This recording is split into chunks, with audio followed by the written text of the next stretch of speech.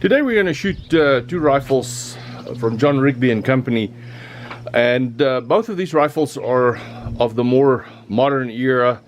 The 416 Rigby is part of their Dangerous Game series, and the 275 Rigby is part of their Highland Stalker series.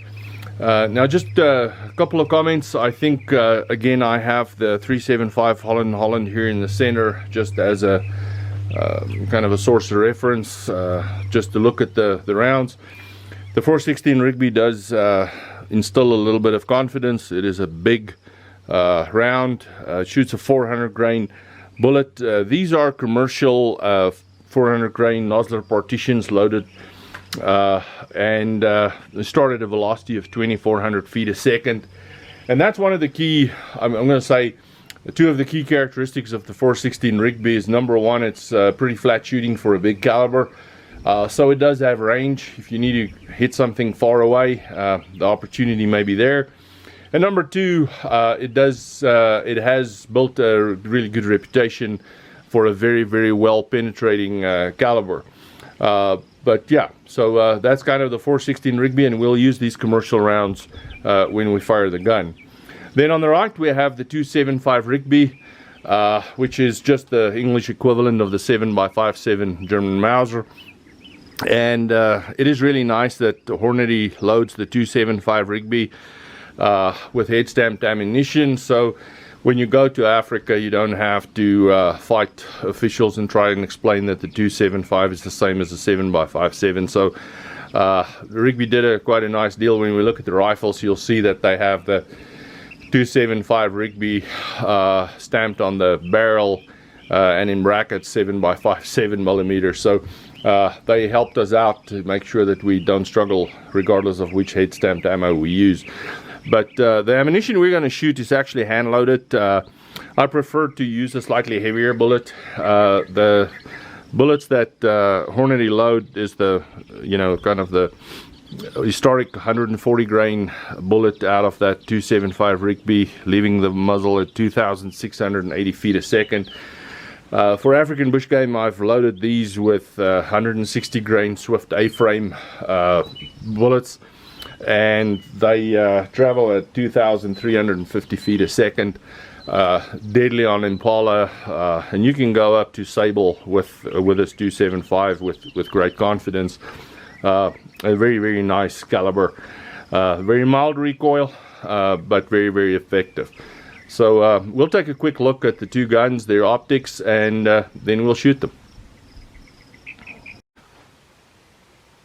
The two rifles we're going to shoot today, as I said, is the 275 Rigby down here, and then the 416 Rigby up there. And as I said, both of these are modern rifles. And just a couple of comments. I think the long-standing relationship between Rigby, which held the sole distributorship of Mauser actions in Europe for a long time, or in England at least for a long time, is very evident here. And I think Mauser actually is the primary owner of John Rigby and Company today in England. But very apparent. You can see that the 275 is built on a Mauser standard action, very proudly made in Germany, and then the 416 Rigby made on a Mauser Magnum action. And the relationship with Recknagel is also very apparent. You can see on the small 275 Rigby, the bases are set up to accept Recknagel swing-off mounts, and on the 416 the double square bridge action is actually milled for Recknagel actions in the factory. So it's actually milled in there. Your front swing-off goes in there, swings onto the back. It's got 2 feet, one will lock in there, and then when you turn the ring at the bottom, it'll tighten it up right there. Now both of these rifles come with very sturdy fixed sights. You'll see the 416 fixed blade for 100 yards, then goes out to 300 yards, and very similar on the 275. Very sturdy swing off, or very sturdy fixed blade back there. The rifle at the bottom, the 275, You can see the ring on the barrel is set up to take a big thick leather thong to set up your sling. Characteristic of Rigby is the way that they set up their front sights, a hooded front sight with about a half-inch gap from the muzzle. The 416 set up exactly the same way. Only difference is the came with integral sling mounts with a very nice thick barrel band. You can see the barrel is very thick on this 416. A very well balanced rifle, nice and heavy to manage recoil, straight stock. And you'll see when we shoot the gun, it actually manages recoil very well. I mean, these guns were built very nicely. It also came with a little trap door in the grip cap where you could put an extra front sight. Both of these come with magazine floor plate releases on the front part of your trigger guard.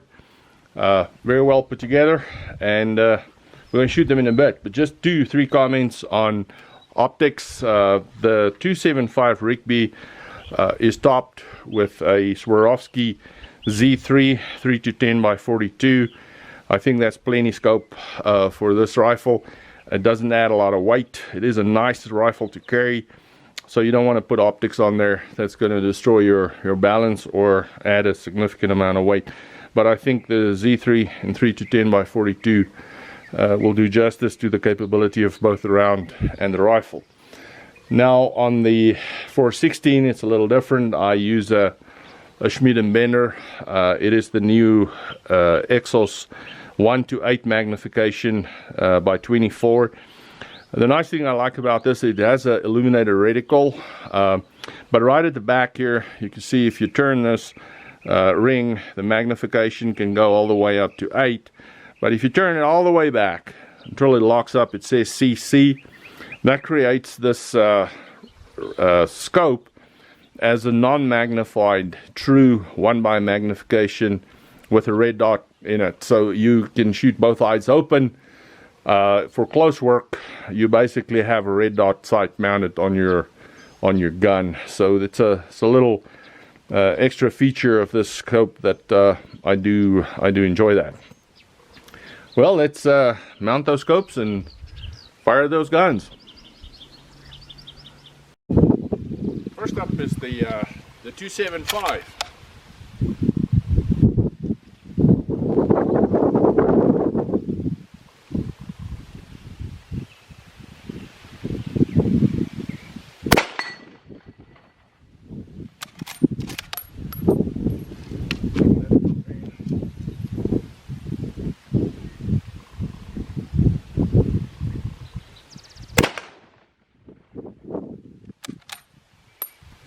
Lovely smooth action.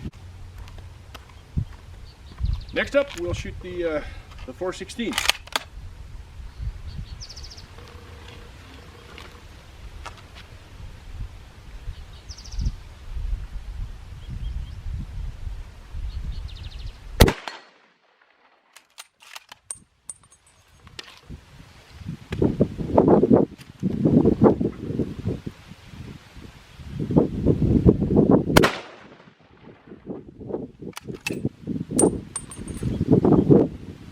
Very good.